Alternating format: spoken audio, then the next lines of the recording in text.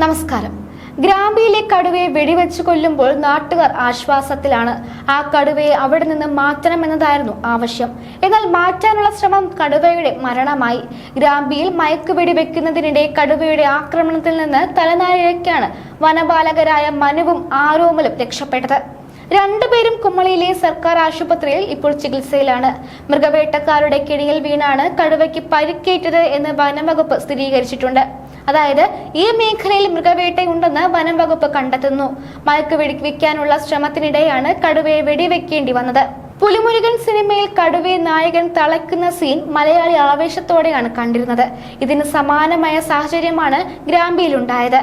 കടുവയെ മയക്കുവെടി വെച്ചപ്പോൾ ആദ്യത്തെ വെടി കൊണ്ടില്ലെന്ന് DFO N രാജേഷ് പറയുന്നു.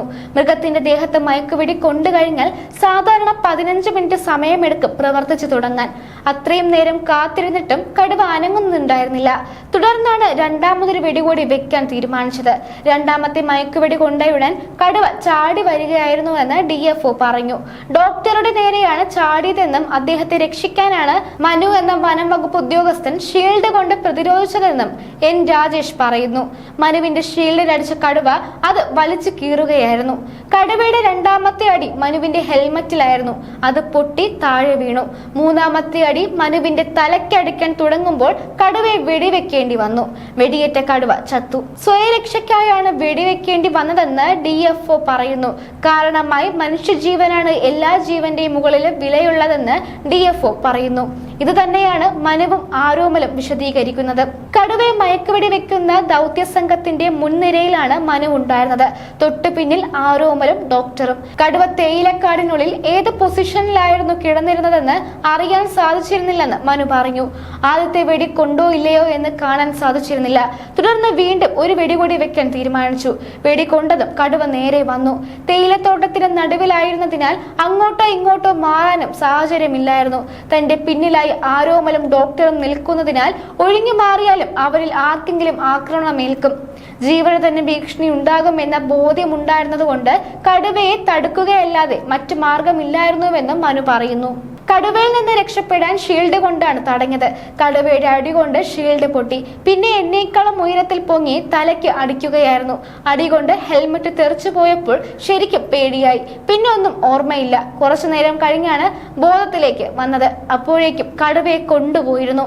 ഹെൽമറ്റ് ഉള്ളത് കൊണ്ടാണ് വലിയ പ്രശ്നം ഉണ്ടാകാതിരുന്നത്. കടുവ ദേഹത്ത് കയറിയെങ്കിലും ഷീൽഡ് ഉള്ളത് കൊണ്ടാണ് രക്ഷപ്പെട്ടത്. ശരീരത്തിന് വേദനയും ക്ഷീണവും ഉണ്ടെന്ന് മനു പറയുന്നു. ഹെൽമറ്റ് തെറിപ്പിച്ച ശേഷം വീണ്ടും മനുവിന്റെ ദേഹത്തേക്ക് പാങ്ങ് കയറിയപ്പോഴാണ് വെടിവെക്കേണ്ട സാഹചര്യം ഉണ്ടായതെന്ന് ആരോമൽ വിശദീകരിച്ചു. സ്വയസുരക്ഷ കരുതിയാണ് വെടിവെച്ചത്. ദൗത്യ സംഘം ചെല്ലുമ്പോൾ കടുവ അവശനായി കിടക്കുകയായിരുന്നു. അത്ഭുതകരമായാണ് ആക്രമണത്തിൽ നിന്ന് രക്ഷപ്പെട്ടതെന്നും ആരോമൽ ആശ്വാസം പ്രകടിപ്പിച്ചു. ദൗത്യ സംഘം ചെല്ലുമ്പോൾ കടുവ അവശനായി കിടക്കുകയായിരുന്നു. പല്ലുകളും നഖങ്ങളും കൊഴിഞ്ഞ അവസ്ഥയിലായിരുന്നു കടുവ. അവശ നിലയിലാണ് കടുവ ജനവാസ മേഖലയിലേക്ക് എത്തിയതെന്നും റിപ്പോർട്ടുണ്ട്. ഇതുമായി ബന്ധപ്പെട്ട് കേസ് രജിസ്റ്റർ ചെയ്ത് അന്വേഷണം നടത്തുന്നു. ചൊവ്വാഴ്ചയാണ് കടുവയുടെ പോസ്റ്റ്മോർട്ടം. ഓരോ ജീവിതവും ഓരോ കഥകളാണ്, വേറിട്ട കഥകളുടെ ഒരു കൂട്ടായ്മ. വേണമെങ്കിൽ നമുക്കതിനെ ഒരു നോവലെന്ന് പേരിടാം. അതുപോലൊരു നോവലല്ലേ നിങ്ങളുടെ ജീവിതവും? എന്താ, ശരിയല്ലേ?